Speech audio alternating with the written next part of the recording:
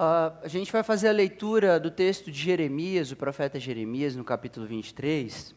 E como nós acabamos de cantar a respeito da palavra que é atemporal, a palavra que cruza gerações, atravessa gerações e continua sendo aplicada às nossas vidas, sendo aplicada ao coração de toda geração, a palavra de Deus, a Bíblia Sagrada. Jeremias capítulo 23, nós faremos a leitura do texto sagrado, dos versículos 16 a 22. E nós nos colocaremos diante de Deus em oração, pedindo para que Ele nos ensine, para que Ele nos instrua. Essa é uma ocasião em que a gente vai poder estudar aqueles 5 pontos da Reforma Protestante. O mês de agosto, nós temos na Igreja Presbiteriana do Brasil o mês de missões. E aí, durante todo esse mês, a gente vai aprender um pouco sobre esses 5 pontos, não sobre a Reforma Protestante, mas a gente vai olhar para estes pontos e aprender a aplicá-los às nossas vidas no contexto atual. Então, Jeremias capítulo 23, versículos 16 a 22, está escrito, palavra de Deus. Assim diz o Senhor dos Exércitos: não deis ouvidos às palavras dos profetas que entre vós profetizam e vos enchem de vãs esperanças. Falam as visões do seu coração, não o que vem da boca do Senhor. Dizem continuamente aos que me desprezam: o Senhor disse, paz tereis. E a qualquer que anda segundo a dureza do seu coração, dizem, não virá mal sobre vós. Porque quem esteve no conselho do Senhor e viu e ouviu a sua palavra? Quem esteve atento à sua palavra e a ela atendeu? Eis a tempestade do Senhor. O furor saiu e o redemoinho tempestuou sobre a cabeça dos perversos. Não se desviará a ira do Senhor, até que ele execute e cumpra os desígnios do seu coração. Nos últimos dias, entendereis isso claramente. Não mandei esses profetas, todavia eles foram correndo. Não lhes falei a eles, contudo profetizaram. Mas se tivessem estado no meu conselho, então teriam feito ouvir as minhas palavras ao meu povo, e o teriam feito voltar do seu mau caminho e da maldade das suas ações. Até aqui a nossa leitura. Eu quero te convidar a orar, pedindo que Deus nos ensine a partir dessa porção da palavra. Senhor, tenha misericórdia de nós, tenha compaixão das nossas vidas, e que esse tempo em que nós invocamos o Teu santo nome, ele não seja um tempo em vão, seja um tempo onde o Espírito do Senhor nos conduza pela verdade, a fim de que conheçamos mais de Ti, a fim de que haja aprendizado acerca do Teu nome e da forma correta do Senhor ser adorado, e assim, como nós fizemos a leitura, que as palavras dos nossos lábios e o meditar do nosso coração sejam agradáveis à Tua presença. Que o sangue de Jesus, que perdoa pecados, que nos purifica do pecado, possa, sobre as nossas vidas, exercer esse grande poder de transformação e de purificação, como Redentor nosso, como a rocha que sustenta as nossas vidas. Faz com que esse tempo, Senhor, seja um tempo de adoração, onde o Senhor se agrade. Eu te peço isso em nome de Jesus. Amém. Bem, mês de missões, como eu havia mencionado, 12 de agosto, a Igreja Presbiteriana do Brasil, ela comemora 166 anos aqui neste país. No dia 12 de agosto de 1859, chegava ao Brasil o missionário americano Ashbel Green Simonton. De origem presbiteriana, este homem, no meio de um movimento missionário que acontece nos Estados Unidos da América, chega ao Brasil. A igreja presbiteriana, ela tem origem histórica, o que significa dizer que a igreja presbiteriana, ela nasce, ela surge naquele período da Reforma Protestante no século XVI. Mesmo século, no século XVI, em 1549, chegava aqui no Brasil os jesuítas da Igreja Católica Apostólica Romana. Veja só, cerca de 300 anos depois, chegava aqui o missionário Ashbel Green Simonton. O que significa dizer que a doutrina protestante no Brasil vai ser apresentada a um contexto já catequizado pela Igreja Católica Apostólica Romana. E quando Ashbel Green Simonton chega aqui para apresentar a doutrina, ele chega já nesse ambiente catequizado. Pensando a ocasião, mês de missões, tendo em vista este contexto catequizado pelos jesuítas, buscaremos neste mês de agosto aplicar os 5 pontos da reforma para uma geração, 2025, para uma geração catequizada não mais pelos jesuítas, mas pelo relativismo, pelo secularismo. Nós aprendemos, nós fomos catequizados, ensinados, que não existe verdade absoluta. Nós fazemos parte de uma geração que foi ensinada que não existem valores absolutos. Tudo é relativo, é uma declaração do credo secular. Tudo é relativo, tudo depende do ponto de vista de cada um. O que é o relativismo? Quando a gente usa esse termo, essa expressão. O relativismo é uma expressão que representa a quebra, o rompimento de um padrão de referência absoluta. Não existe mais uma referência absoluta. Cada indivíduo se torna a sua própria referência. Você julga o que é certo.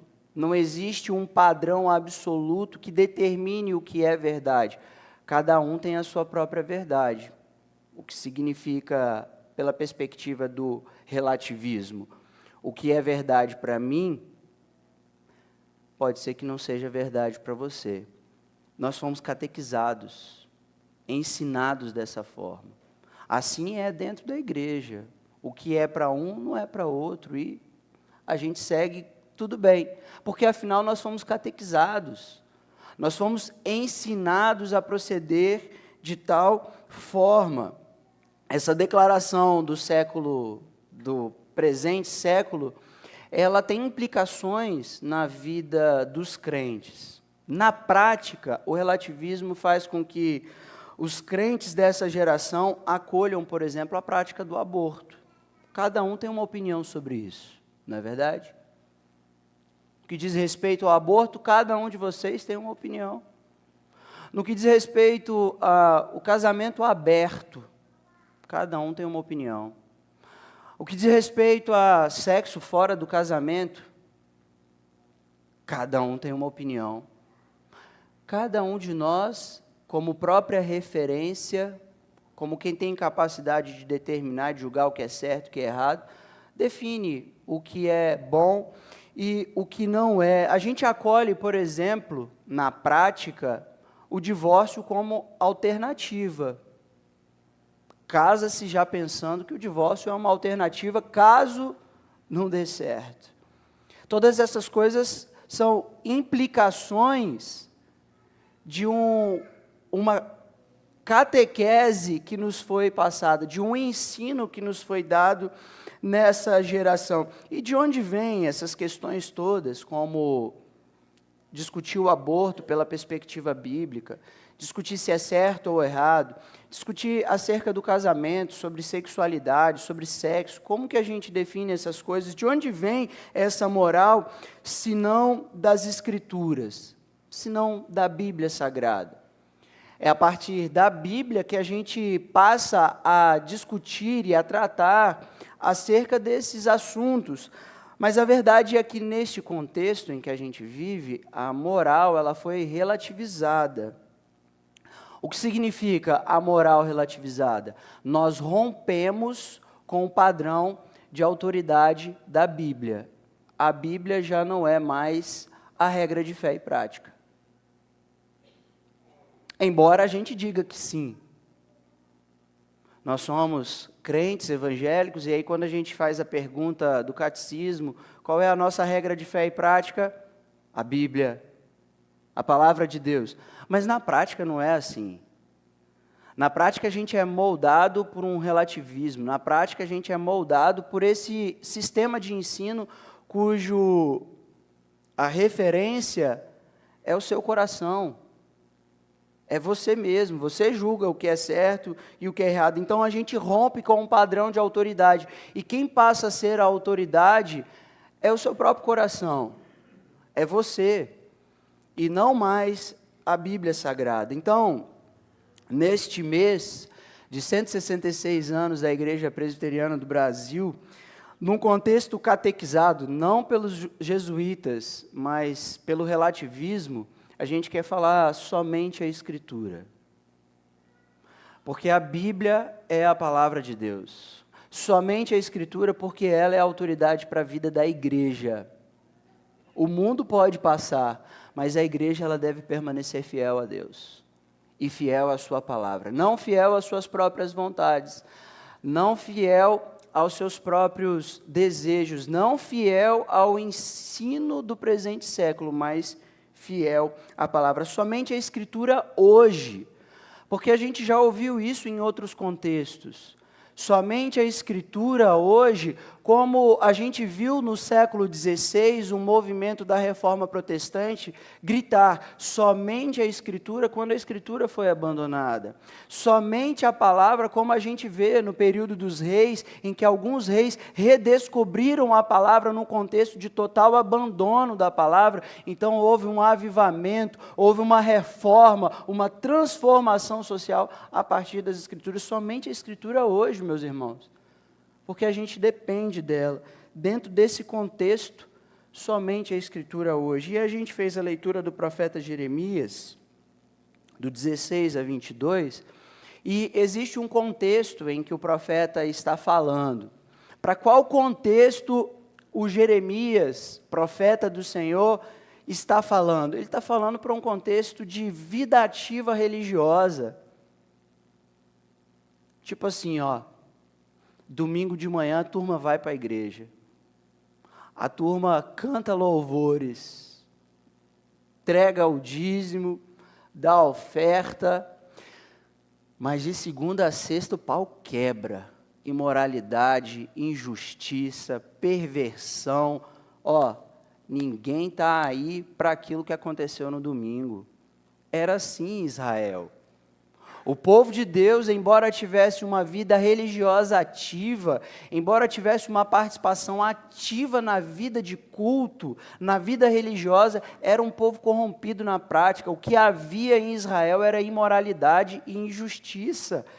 E o profeta está condenando isso, está condenando a prática de um povo que, embora ofereça um culto a Deus, tenha o seu dia a dia um dia de imoralidade e um dia de injustiça. Eu estou falando do contexto de Jeremias e como isso se aplica a nós hoje.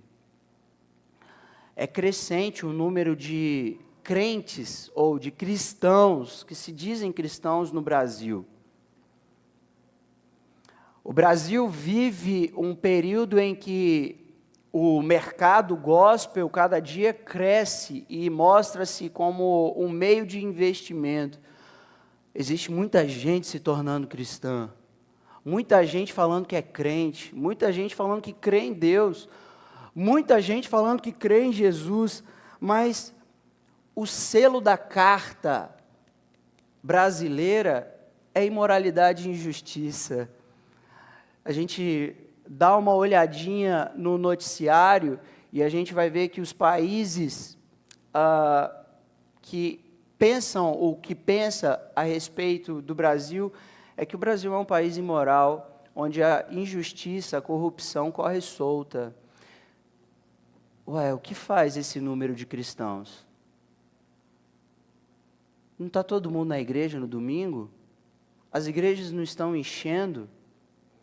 Ou pseudo-igrejas, onde pseudo-profeta profetiza e ensina a palavra de Deus. É o contexto em que a gente se encontra. Que é catequizado, mas que precisa de palavra, precisa de Bíblia, precisa da palavra de Deus. Somente a Escritura, por quê, meus irmãos? Porque somente a Bíblia, as Escrituras, somente a palavra de Deus procede da boca de Deus. Esse livro aqui, conforme a gente aprende com a carta de Timóteo, a segunda carta de Timóteo, capítulo 3, 16, ele é inspirado por Deus. E a ideia de inspirar, embora pareça trazer para dentro, inspirar, a palavra que é usada ali no termo grego, é a ideia de soprar. O Espírito de Deus soprando, produzindo, trazendo a palavra, a fim de que eu e você tenhamos conhecimento da verdade, conhecimento da ordem de Deus para as nossas vidas. Somente a Escritura hoje, porque somente a Bíblia procede da boca de Deus, e o que precisa ser ensinado do púlpito é a Bíblia, é a palavra de Deus, e não o que o pregador pensa, o que o pregador acha, porque é justamente o que acontecia no contexto do profeta Jeremias. Profetas falavam daquilo que surgia em seus corações. Daí você vê um pastor, ou pseudo-pastor, no púlpito, dizendo: eu senti de Deus que eu tinha que falar com você hoje. Deus falou comigo hoje. E aí, quando você confere o que o profeta falou e o que está escrito na Bíblia, é tudo ao contrário. Não bate, não confere. O que precisa ser de grande valor e de autoridade para a minha vida não é o que o pastor, o profeta dessa geração diz, mas o que a Bíblia está dizendo. E enquanto o profeta dessa geração anuncia o que está escrito, ele está anunciando a palavra de Deus. Ele é, portanto, Vox Dei, ele é aquele que apresenta a palavra de Deus, a voz de Deus, ele anuncia as Escrituras. No entanto, abrindo mão da palavra para falar das coisas que procedem do seu próprio coração, você já não tem obrigação alguma, porque já não é autoridade para a sua vida. O que é autoridade para a nossa vida é a Bíblia. O versículo 16 tem uma orientação para mim e para você. Não ouçam, não deem ouvidos, não deem ouvidos aos profetas que estão dizendo que você merece ser feliz. Não deem ouvidos quando insinuarem que você é um filho amado de Deus. Insinuarem que você é um filho amado de Deus e que, portanto, merece a felicidade, merece ser feliz. E então dizem: vá, siga o seu coração, não deem ouvidos a estes que insinuam que você é filho de Deus. Insinuam que por você estar na igreja, aos domingos, você tem segurança. O profeta Jeremias, no capítulo 7, ele faz denúncias. Verso 4 do capítulo 7, ele diz: não confieis em palavras falsas, dizendo: templo do Senhor, templo do Senhor, templo do Senhor é este. O povo de Israel se reunia no templo. E porque eles tinham uma vida de culto, eles achavam que estavam seguros. Aqui é o lugar da adoração, aqui é o lugar seguro. Mas a vida prática desse povo era de imoralidade, de injustiça e de perversão. Então, para aqueles que dizem: você é filho de Deus e seja feliz, sem que você tenha deveres, compromissos de honrar o nome de Deus, estes não falam da parte da boca de Deus. Não fala do que procede da boca de Deus. Se a gente abre o Evangelho de Mateus, capítulo 4, Jesus está diante do príncipe da potestade. Jesus está diante de Satanás. E na presença de Satanás, Satanás então vai falar a ele: se você é filho de Deus, pegue essa pedra e transforme em pão. Jesus fala que o homem não viverá somente de pão, mas de tudo aquilo que procede da boca de Deus. Nós vivemos, meus irmãos, pela fé, com base naquilo que procede da boca de Deus. Nós vivemos uma vida que procede de acordo com a palavra de Deus. O que você precisa pensar hoje é o seguinte: nós estamos vivendo numa geração em que aquilo que a gente sente se tornou a medida para as nossas crenças e valores. Se você sentiu alguma coisa, aquilo se torna autoridade para a sua crença e para os valores que você cria na sua vida. Essa se tornou a medida, os seus sentidos. O que você sente se torna o padrão, a medida para a sua crença, para o seu valor. A gente até sente alguma coisa no domingo à noite, quando os profetas falam ao nosso coração, mas desprezamos e andamos segundo a dureza do nosso coração de segunda a sábado. É o que o texto está dizendo. Dizem continuamente aos que me desprezam, paz. Dizem aos que andam com o coração endurecido, não vai acontecer mal nenhum.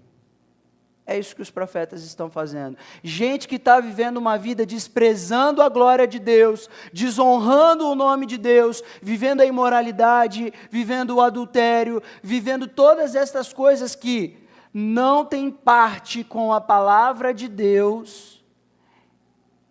E os profetas dizem: nada vai acontecer, está tudo bem, não tem nada a ver, você pode continuar vivendo assim. A gente até sente alguma coisa no domingo, a gente se arrepia, a gente chora, mas de segunda a sexta, desprezamos, andamos segundo a dureza do nosso coração. Ouça o que eu quero dizer. Mateus capítulo 4, Jesus está sendo tentado por Satanás.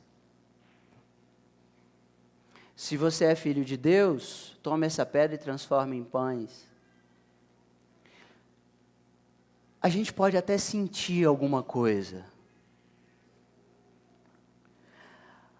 No domingo a gente pode até sentir alguma coisa, num ambiente de culto. Mas de segunda a sexta, a gente vive orientado por Satanás.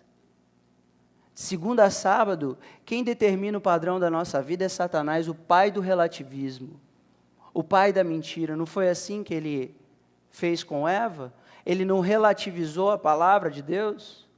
Não foi assim que ele fez com o primeiro casal? Não foi isso que ele quis fazer com Jesus? Tornar relativo aquilo que é absoluto, aquilo que é a regra de fé, aquilo que é a regra de prática para aqueles que creem, para aqueles que temem a Deus?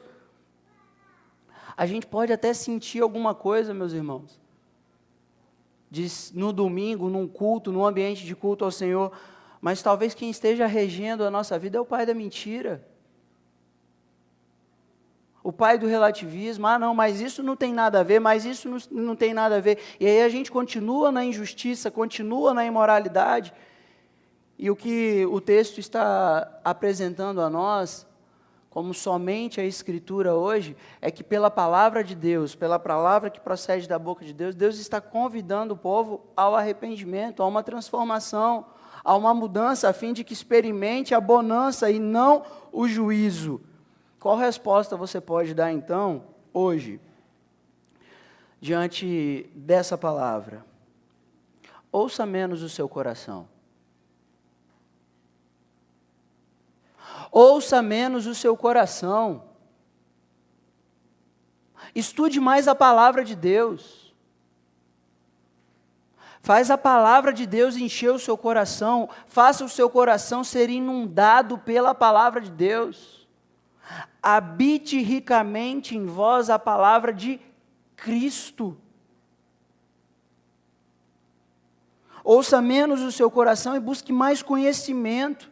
Aqui, como eu estava falando a respeito de sentir, eu quero dizer uma coisa para vocês.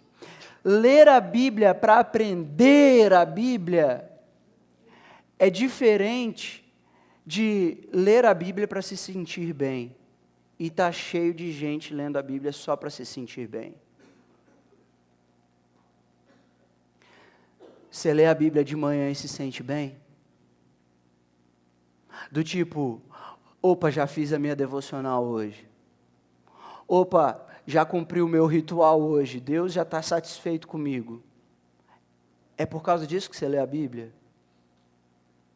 Ou você lê a Bíblia para aprender o que procede da boca de Deus para ser a regra de fé e prática para a sua vida? Porque a Bíblia não é para a gente se sentir bem. A Bíblia é para reger a nossa história. A Bíblia, a Escritura, é a autoridade para reger a nossa história. A palavra de Deus, ela procede da boca de Deus. A Bíblia, a Escritura, ela procede da boca de Deus para reger a nossa vida, para reger a nossa história. Então a gente precisa ler a Bíblia para aprender. Como a gente aprende nas Escrituras, crescer na graça e no conhecimento de Deus. Então pense que uma geração que usa a Bíblia em sua espiritualidade vazia, ela só está buscando bem-estar. Espiritualidade vazia dessa geração só está em busca de bem-estar. A gente está lendo a Bíblia para saber se o nosso dia vai ser bom, se o nosso dia vai ser legal. Ou a gente está lendo a Bíblia para dizer, opa, agora Deus vai olhar para mim com carinho, porque hoje eu já li a palavra, fiz uma oração, orei até o Pai Nosso hoje. Até coloquei um louvor para ir para o trabalho. Olha como que eu estou me sentindo bem hoje, o meu dia começou super legal, minha semana vai ser joia. Esse tipo de espiritualidade é vazio, é vaidade, é correr atrás do vento, não transforma a sociedade, não muda a nação, não aviva os que estão mortos, não desperta ninguém que está dormindo. Esse tipo de espiritualidade é vazio. Nós não precisamos da Bíblia para nos sentir bem, nós precisamos da Bíblia para reger a nossa vida, para guiar a nossa história, para conduzir as nossas decisões. Conduzir as nossas decisões quando nos casamos, quando trabalhamos, quando investimos, quando fazemos, quando deixamos de fazer. A Bíblia precisa reger a nossa vida, reger a nossa história. É preciso conhecer os mandamentos de Deus. Você sabe os 10 mandamentos? Conhece-os de cor? Saberia dizer a alguém que te perguntasse, você crê em Deus? Creio. Você conhece os mandamentos de Deus? Sabe o que Deus exige de você? Porque nós somos de uma geração que conhece os seus direitos, que se beneficia dos seus direitos, mas que não tem compromisso algum com os seus deveres. A gente não quer compromisso com os mandamentos, a gente quer a graça de Deus. Aquela mensagem, Jesus te ama, Jesus te perdoa, Jesus te purifica dos pecados, vai, filho amado. Esse tipo de mensagem, que só diz que você é filho e que Jesus te perdoou, e que não te apresenta o que você tem de dever como filho de Deus, esse tipo de mensagem é meia mensagem, é relativa. E Satanás usa isso também do púlpito, porque te faz acreditar que você é um filho que tem todos os direitos, todas as bênçãos de Deus, mas que não tem deveres. E aí, os mandamentos são desprezados. O conhecimento da natureza de Deus, desprezados. O conhecimento dos pactos, da aliança com Deus, desprezados. A gente não precisa disso. A gente só precisa saber que a gente é filho amado e que Deus tem um monte de bênção para a gente, um monte de promessa para a gente. Como é bom e agradável ouvir esse tipo de coisa. Como é bom e agradável saber que não tem nenhum tipo de juízo para aqueles que estão se pervertendo. Para uma geração que não se converte dos seus maus caminhos e das maldades das suas ações, como a gente aprende com o versículo 22. Teriam feito ouvir as minhas palavras e o meu povo o teria feito voltar do seu mau caminho e da maldade das suas ações.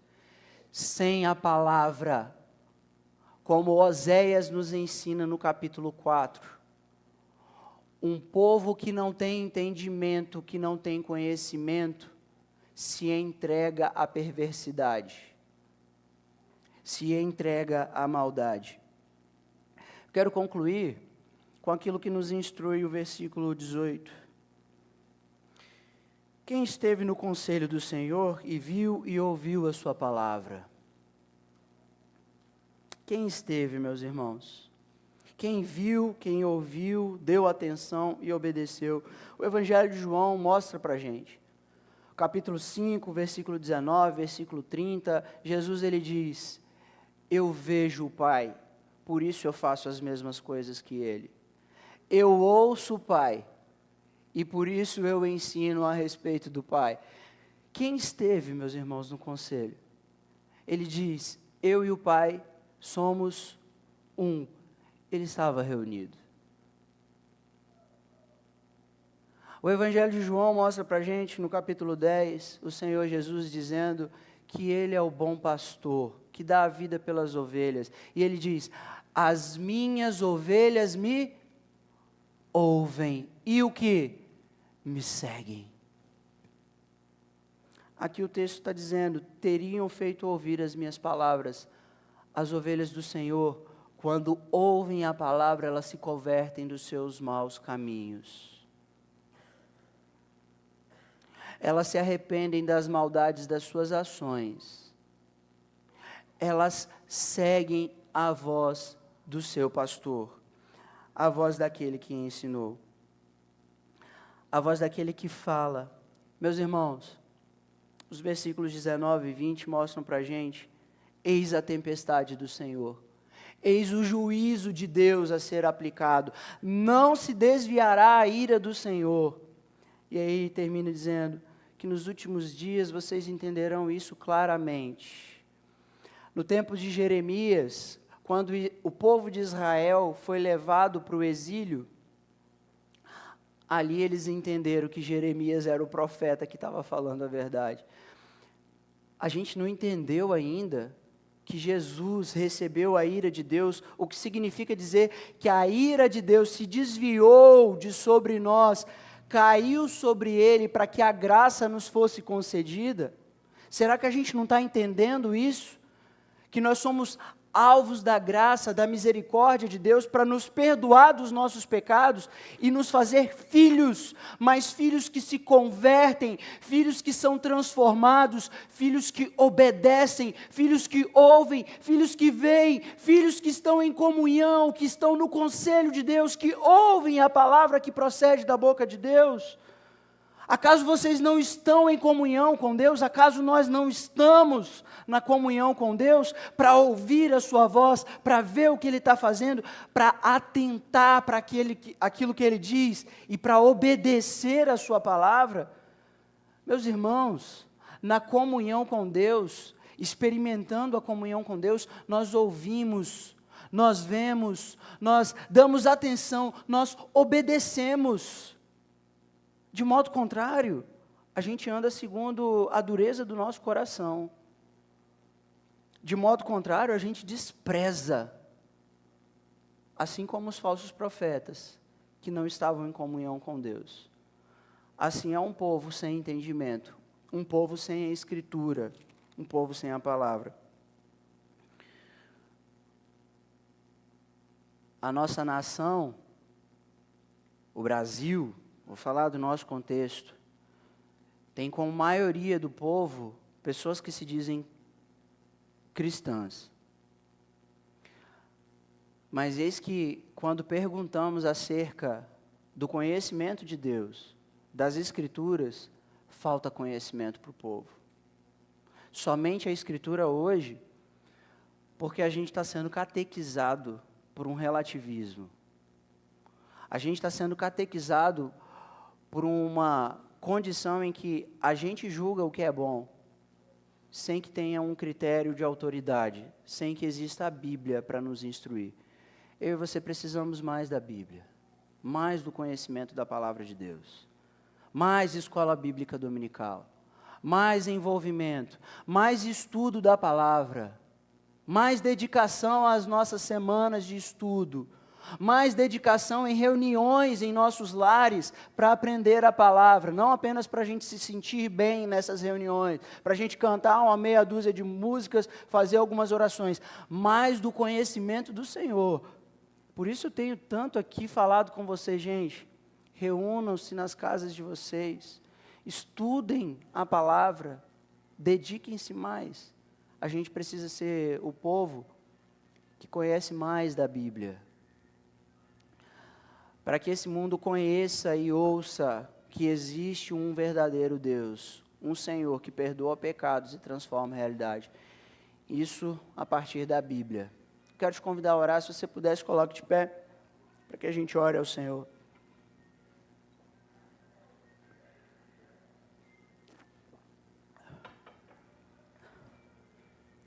Pai, em nome de Jesus, oramos ao Senhor.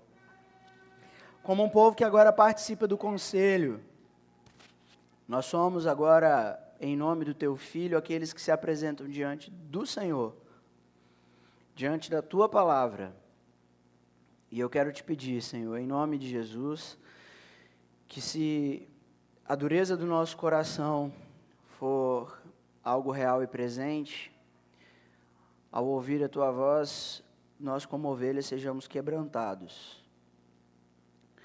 Sejamos como quem se arrepende dos seus maus caminhos, da maldade de suas ações e que se voltam para o Senhor, como ovelhas que se voltam para Ti. Por favor, Senhor, em comunhão com o Teu Espírito, em comunhão com o Senhor, aqui permita-nos ouvir, permita-nos ver mais da realidade do Teu reino, permita-nos, Deus, por Tua graça, ao ouvir, dar toda a atenção devida à Tua palavra. E em nome de Jesus, sermos obedientes, filhos obedientes, que amam o Senhor, que se dedicam uns aos outros, para o louvor da glória do Teu nome. Eu te peço isso, Pai, em nome de Jesus. Amém.